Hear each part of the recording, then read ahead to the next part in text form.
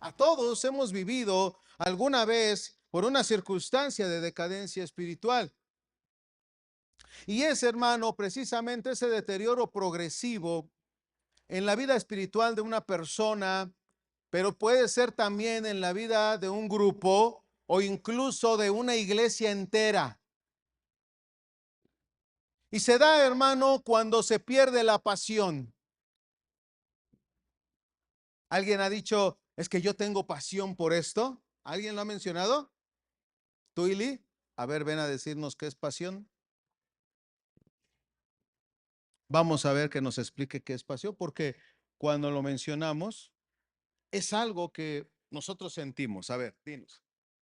Bueno, para mí la pasión es un sentimiento enorme, el cual te hace mover eh, y pues es tu prioridad, ¿no? Ahí donde está tu corazón, pues ahí está tu pasión. Ok, gloria a Dios. Ahora yo te voy a decir lo que es la pasión, hermano.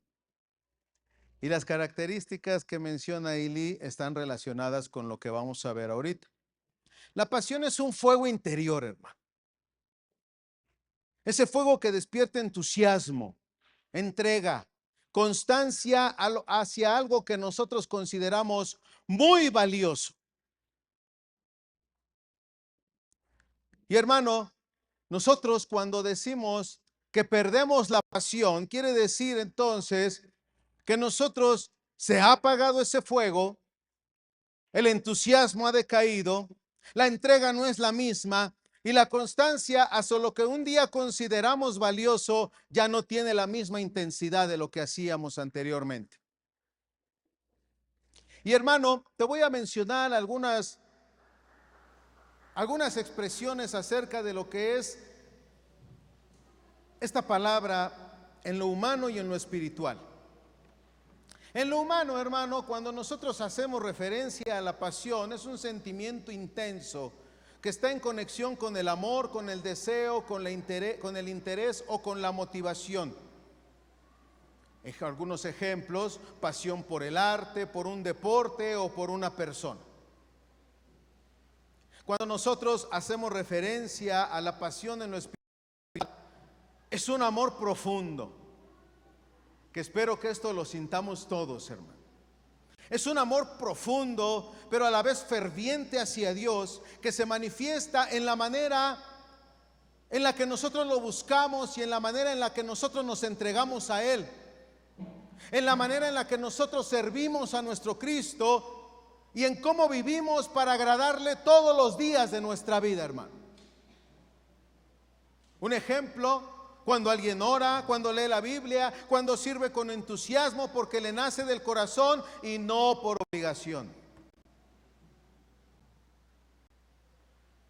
Vuelvo al inicio. La decadencia espiritual es un deterioro progresivo de la vida espiritual de una persona, un grupo o incluso una iglesia entera, y se da cuando se pierde la pasión. Y en este ejemplo, hermano, cuando nosotros oramos, leemos la Biblia o servimos con entusiasmo y que nace del corazón y no lo hacemos por obligación, hermano, la disciplina y la obediencia hacia Dios, hermano, se hace patente en la vida de todo lo que nosotros hacemos. Pero cuando entramos en una decadencia espiritual, empezamos a sustituirla por costumbres vacías, por indiferencia hacia las cosas de Dios, por las prácticas que intercambiamos por lo que antes hacíamos para Cristo, pero ahora lo estamos haciendo para, o de alguna otra forma, o para alguna otra cosa, en cosas prácticas contrarias a la fe.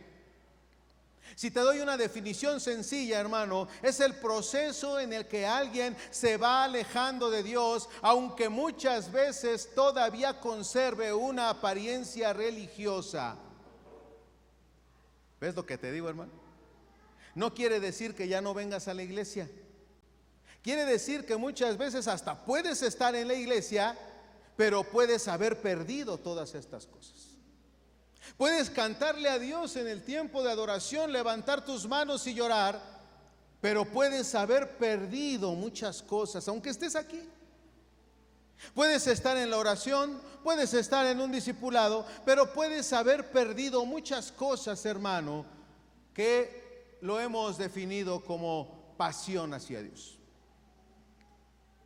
Un ejemplo bíblico, hermano, de la decadencia espiritual, vamos a verlo, por ejemplo, en Jueces capítulo 21, versículo 25, porque Israel en el tiempo de los jueces, dice este texto, que cada uno hacía lo que bien le parecía, hermano.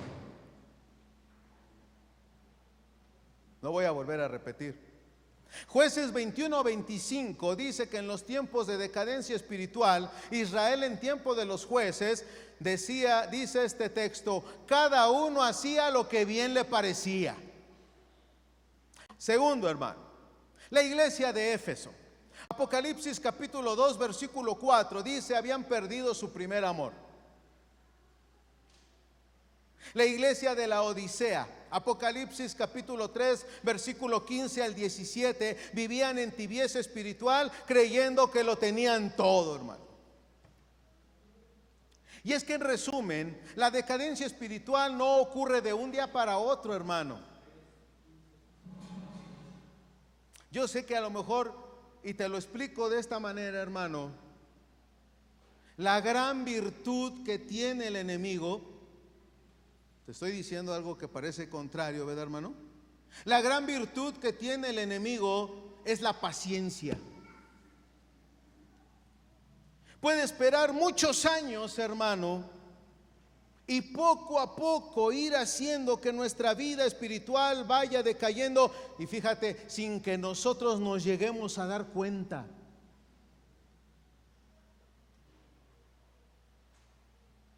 Él es paciente. La decadencia espiritual no ocurre de un día para otro. No, ayer estaba bien y hoy ya estoy mal. No, hermano, han pasado bastante tiempo en el que tú has confirmado muchas cosas. Hemos confirmado muchas cosas, hemos visto muchas situaciones, pero poco a poco, en el tiempo, en los días, en los meses, tal vez en los años, hemos llegado a esta conclusión. No ha sido de ayer para hoy, ni va a ser de hoy para el rato. La decadencia espiritual ha tenido una situación en la que ha sido un trabajo, hermano, para que nuestra vida decayera delante de Dios y perdiésemos esa pasión delante de Dios. Entonces no ocurre de un día para otro, sino como un proceso de descuido. ¿Qué decía la iglesia de la Odisea? Vivían en tibieza espiritual, creyendo que lo tenían todo. En el libro de Jueces, cada uno hacía lo que bien le parecía. Y en la iglesia de Éfeso, ¡pum!, hermano, habían perdido su primer amor. Y es que, hermano, en ese proceso de descuido, donde poco a poco se va reemplazando la vida en el espíritu por la rutina, la comodidad o tal vez el pecado. Y es que si hay una enseñanza vital de la vida cristiana práctica, hermano, es que la vida espiritual que derivamos de Cristo siempre debe alimentarse y fortalecerse del mismo Cristo. Él mismo lo dijo, separado de mí nada puedes hacer. Entonces el consejo es que nosotros nos mantengamos apegados toda nuestra vida a Cristo. Oye, Señor, fíjate que vi esto, pero ¿qué dice tu palabra? ¿Qué me aconsejarías tú? ¿Qué dirías tú? ¿Me voy por esa corriente o obedezco a tu palabra? Cristo es el que alimenta y fortalece nuestra vida espiritual. Cristo, siempre Cristo, hermano. En el momento en que nosotros somos salvados, el Espíritu de Cristo viene a morar en nosotros, comunicándonos la vida espiritual de Cristo y además todas sus características. En Juan capítulo 14, versículo 19, fíjate lo que Cristo le dice a sus discípulos. Porque yo vivo, vosotros también viviréis, hermano. Es que es maravilloso el Señor, hermano. No creamos que nos ha salvado y nos ha dejado ahí a la deriva a ver qué sucede con nosotros. No, hermano. Él sustenta todas las cosas, dice, con la diestra de su poder. Por eso es que dice en Juan 14:19, porque yo vivo, vosotros también viviréis, hermano. Y ese vosotros somos tú y yo, hermano. En Juan 15:4-5 dice, permanezcan en mí y yo en vosotros.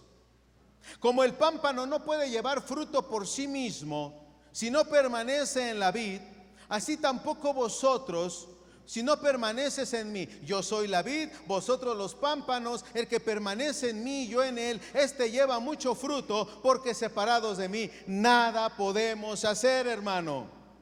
Nada podemos hacer. Y comparémoslo con nuestro texto de inicio, Gálatas capítulo 2, versículo 20, que dice: con Cristo estoy juntamente crucificado, y ya no vivo yo, mas vive Cristo en mí. Y lo que ahora vivo en la carne, lo vivo en la fe del Hijo de Dios, el cual me amó y se entregó a sí mismo por mí, hermano. Y es que mira, hermano, muchas veces nosotros hablamos de la vida eterna como algo que se nos da, y eso no es incorrecto en sí mismo, hermano. Pablo dice en Efesios capítulo 2 versículo 9: por gracia sois salvos por medio de la fe, y esto no de vosotros, pues es don de Dios, no por obras, para que nadie se gloríe.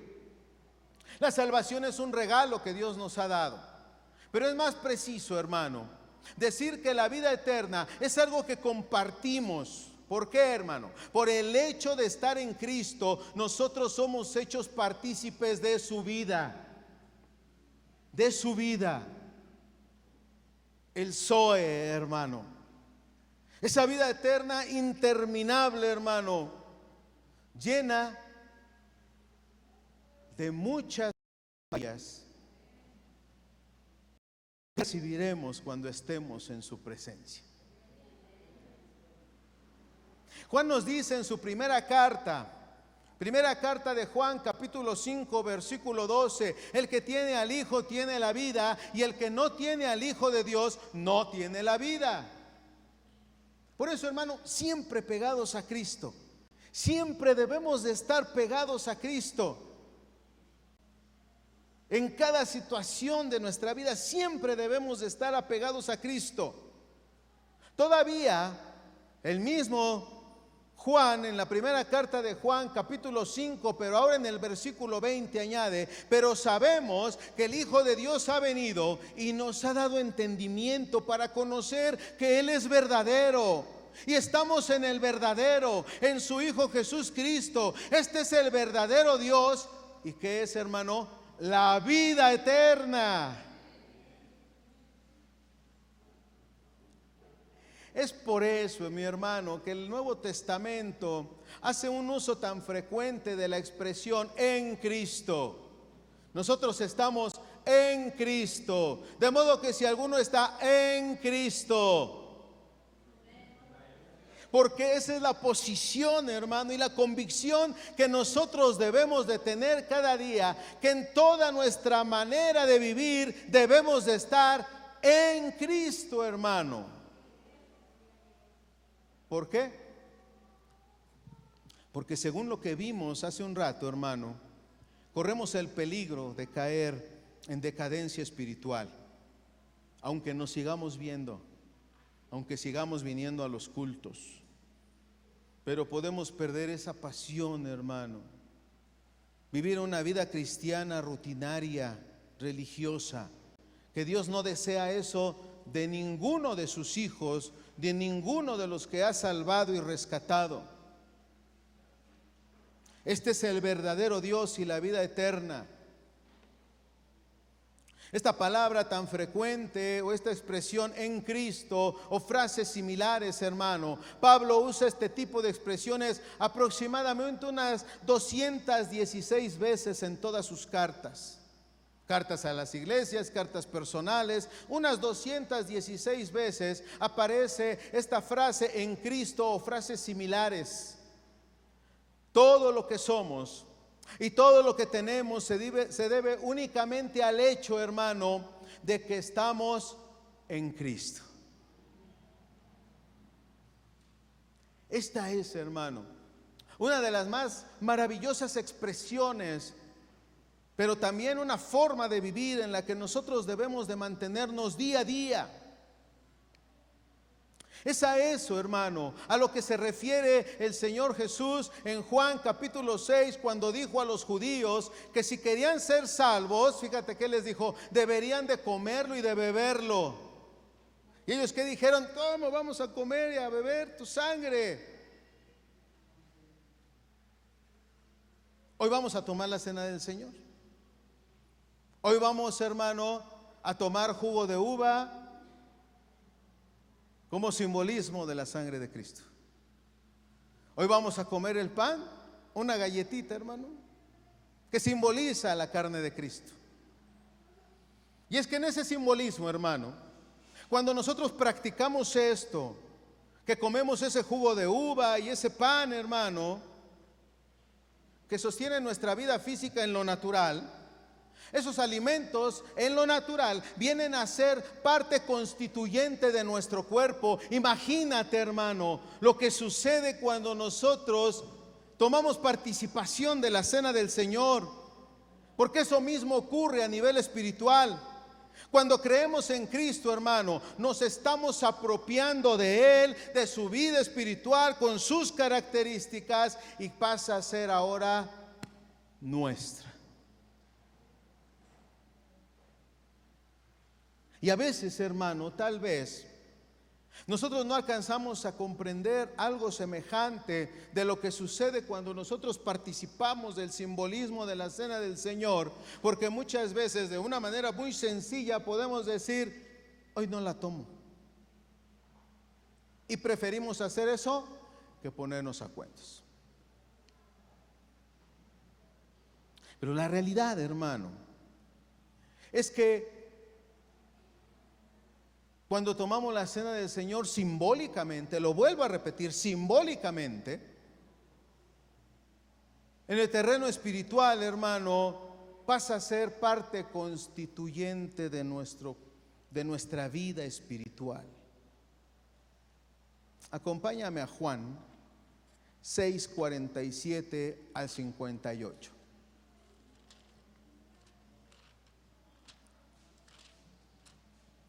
Juan capítulo 6, versículo 47 al 58. Dice la palabra del Señor.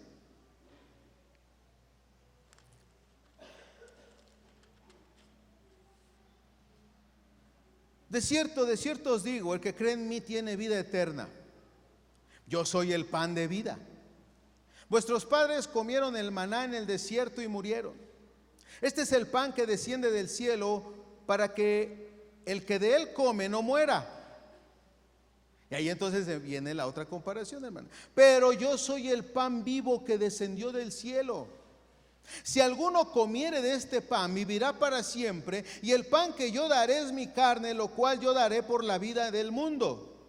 Entonces los judíos contendían diciendo entre sí, ¿cómo puede éste darnos a comer su carne? Jesús inmediatamente les contesta, de cierto os digo, que si no coméis la carne del Hijo del Hombre y bebéis su sangre, no tenéis vida en vosotros.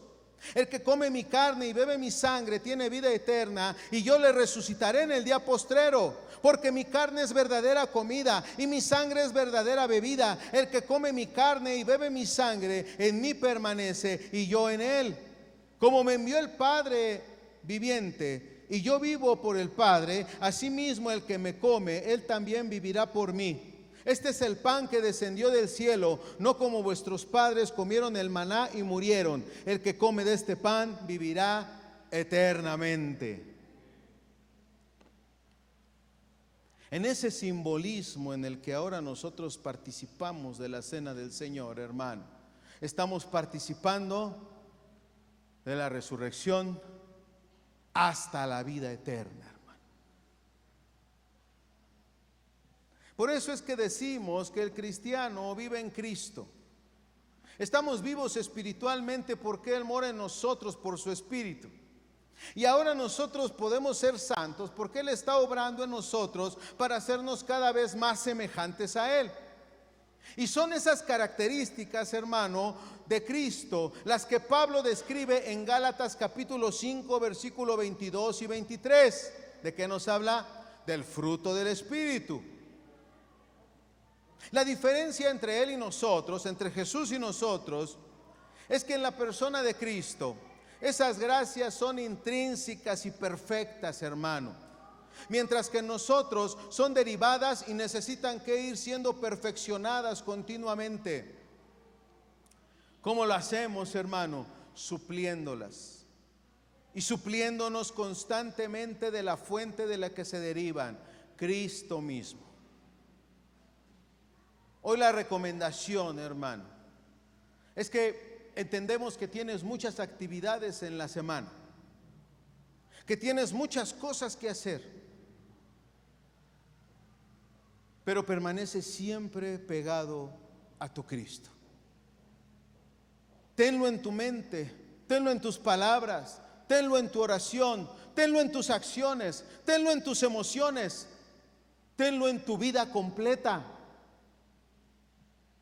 Tengámoslo, hermano, constantemente a nuestro Cristo en todas las cosas que hacemos. No pensemos que una cosa es nuestra vida secular y otra vida en Cristo. Si fuesen separadas, entonces estaríamos locos pidiéndole espiritualmente que realice cosas seculares para bendecir nuestra vida, como un trabajo. No están desligadas, hermano, están completamente ligadas. Tenemos que estar, hermano, supliendo constantemente a nuestra vida, constantemente a nuestra vida, constantemente a nuestra vida, hermano, de Cristo. Llenarnos de nuestro Cristo. Jesús nos dice en el Evangelio que la ley no fue dada por medio de Moisés, Juan 1:17, pero que la gracia y la verdad han venido por medio de Jesús Cristo. ¿Ves, hermano? Podemos regresar 2 días atrás y volver a mencionar que no nos hace falta nada más que Cristo. Es lo único que necesitamos. La pregunta sería, ¿cómo podemos en una forma práctica alimentarnos de Cristo? Pues de la misma manera, hermano, como llegamos a ser partícipes de Él por medio de la fe. ¿Qué quiso decir el Señor Jesús cuando habló de Él? Que Él era el pan de vida y que solo comiéndolo a Él podíamos tener vida eterna. El Señor estaba hablando aquí de depositar toda nuestra fe, toda nuestra confianza, toda nuestra vida, todas nuestras actividades, todo nuestro carácter, toda nuestra personalidad. Depositémosla en Cristo, hermano. Y debemos de apropiar de Él todos sus oficios: misericordia, amor, compasión, cuidado, protección a los demás.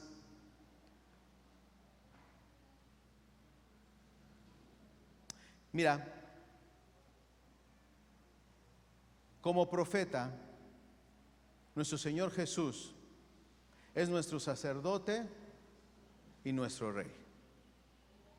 Y así como el Espíritu de Cristo vino a morar en nosotros, hermano, cuando fuimos salvos, comunicándonos de ese modo la vida que Cristo había depositado en cada uno de nosotros y sus características, esa vida y las características que ahora son desarrolladas, hermano, y fortalecidas en la medida de la fe. ¿De qué?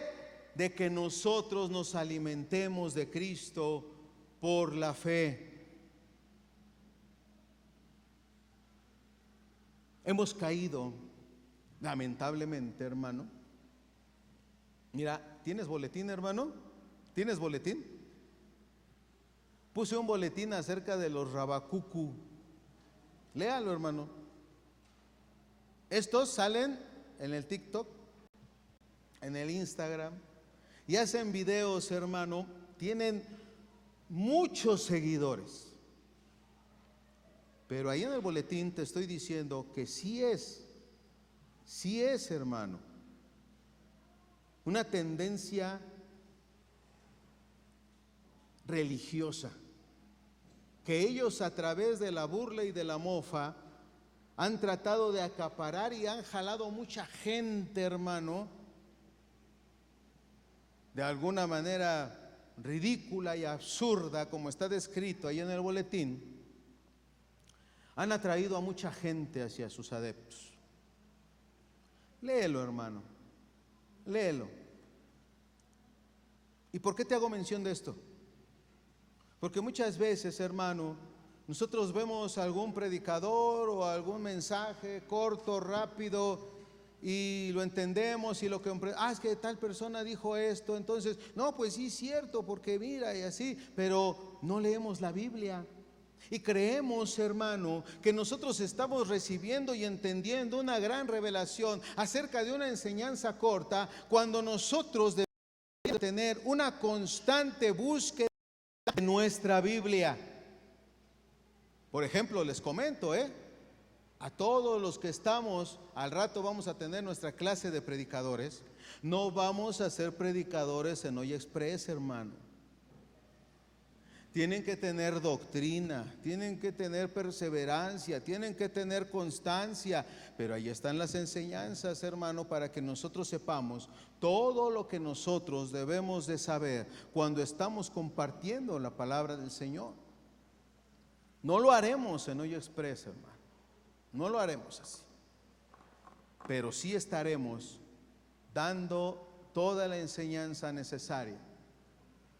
Esto que estamos dando no solamente es para el que predica aquí, sino para el que prepara una clase, como hemos incluido a las de la femenil, porque también están compartiendo cada 8 días entre ellas enseñanzas que edifican sus vidas. Es por fe, hermano, también que contemplamos la gloria de Cristo, su persona, su obra y su salvación. También contemplamos su perdón continuo. Y te vuelvo a repetir, sus oficios como profeta, revelándonos la verdad de su palabra, como sacerdote intercediendo por nosotros, hermano, como rey teniendo pleno derecho de gobernar nuestras vidas. Y cuando nosotros contemplamos a ese Cristo constantemente con nuestra mirada de la fe, hermano, contemplando cada día su majestad para adorarle, para glorificarle y para exaltarle en todo lo que es su grandeza. Ahí está, Dios habló hace rato por medio de la hermana Tere. Y es que, hermano, debemos nosotros, yo le pregunté un día al Señor, Señor, dime qué quieres que hagamos en la iglesia. Y te voy a decir lo que me dijo, hermano. Me dijo que se enamoren de mí, que se enamoren de mí, que mi pueblo me ame más cada día. Eso quiero, que se enamoren de mí.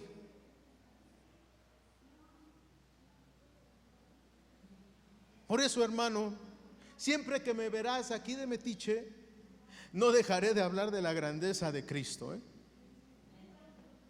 porque Él ha puesto una añoranza y una meta en el corazón, y yo por mi parte no voy a descansar, y sé que los consiervos y todos los hermanos estarán hablando de la grandeza de ese Cristo, porque no solamente lo va a poner en una persona en individual. Ese es el objetivo, hermano, que Dios ha puesto en nuestras vidas. Te comento, el puritano John Owen dice al respecto algo semejante. Cuando nosotros miramos constantemente la majestad, la santidad, la bondad para imitarle y la redención para agradecerle, debemos de entender que esa gracia que Él impartió en nosotros, hermanos, se fortalece y se desarrolla continuamente. Y este John Owen, hermano, dice algo al respecto, dice lo siguiente: cuando la mente es llenada con pensamientos de Cristo y de su gloria, Cuando el alma se adhiere a Él con intensos afectos, esto echa fuera y no permitirá la entrada de aquellas causas que provocan debilidad e indisposición espiritual.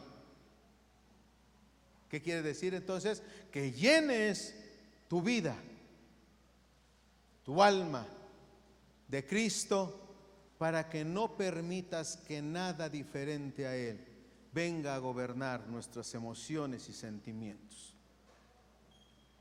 En otro lugar añade este mismo John Owen: ¿hemos descubierto en nosotros decaimiento en la gracia? Pregunta. Mortandad, frialdad. ¿Hemos dejado de agradecer? ¿Algún tipo de tontera ha venido a gobernar nuestra mente? ¿Hemos estado viviendo una insensibilidad espiritual? Sigue preguntando. ¿Hemos descubierto lentitud en el ejercicio de la gracia en un momento apropiado? ¿Quisiéramos ver nuestras almas recobrarse de estas enfermedades peligrosas? Y contesta él mismo: no existe una mejor manera de ser sanado y librado. Más aún, no existe otra manera que no sea esta: obtener una fresca visión de la gloria de Cristo por fe, la contemplación constante de Cristo y de su gloria, ejerciendo un poder transformador que reavive todas las gracias. Es el único socorro en este caso, hermano. Es el único caso. La única manera a la que nosotros podemos recurrir cuando sintamos estas situaciones en nuestra vida. Déjame decirte, hermano, es pérdida de tiempo. Si tú has venido, has estado presente, pero has sentido que nada te ha llenado, por las personas, por el decaimiento espiritual, porque ha habido una decadencia espiritual en tu vida. ¿Qué tanto ocupas tus pensamientos en meditar en la gloria de Cristo, hermano? ¿Has pensado en ello? ¿Piensas en ello todos los días? ¿Qué tanto procuras imitarle? ¿Qué tanto también imitas y manifiestas su amor y le brindas adoración? ¿Qué tanto profundizas en el estudio de su persona y su obra a través del estudio cuidadoso y reflexivo de la Escritura? Porque déjame decirte, hermano, que la vida cristiana no se vive simplemente siguiendo una serie de reglas o creyendo una serie de doctrinas, por más importantes que las doctrinas sean para una vida cristiana vigorosa. Más que aprender, la vida práctica. Porque de acuerdo a lo que tú haces, a lo que vives, es lo que está lleno tu corazón.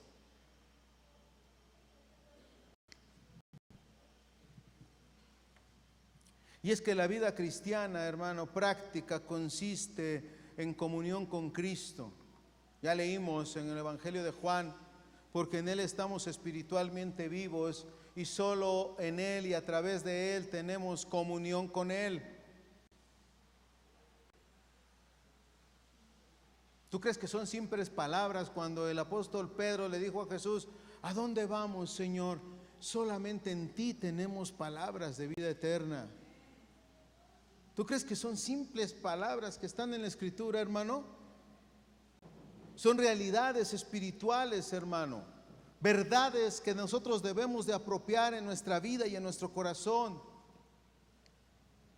Dice la Escritura que el corazón del hombre es engañoso. Consecuentemente, hermano, nos resulta una tarea difícil escudriñar nuestro propio corazón.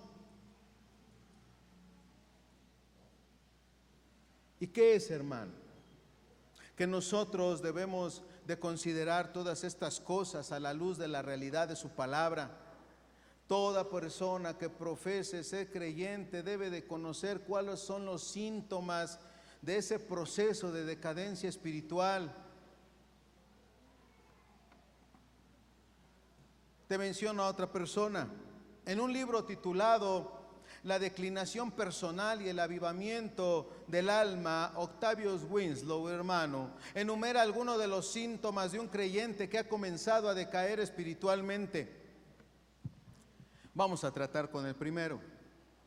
Y es que ese estado de decadencia espiritual se caracteriza no por una declinación marcada en nuestra percepción de la verdad, sino en la ausencia de gozo y deleite espiritual.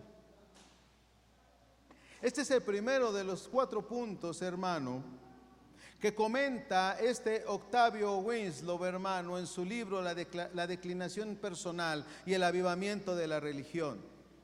Y es que cada creyente continúa teniendo percepción de la verdad y puede definir los puntos principales de la fe y explicar teológicamente la interrelación de cada uno de ellos, pero aún así no está experimentando el gozo y el deleite que deben de producir tales enseñanzas en el corazón.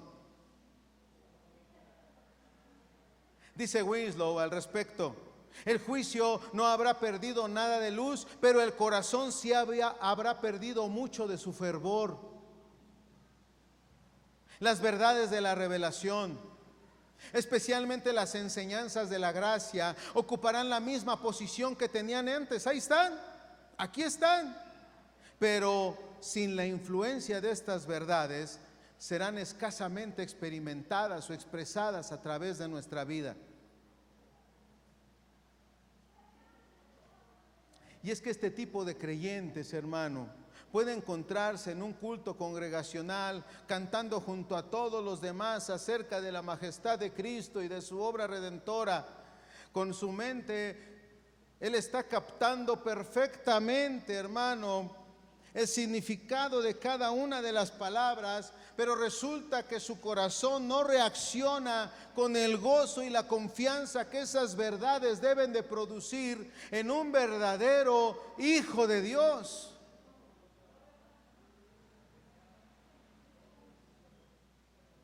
Canta, alaba, expresa con sus labios, pero no siente nada aquí.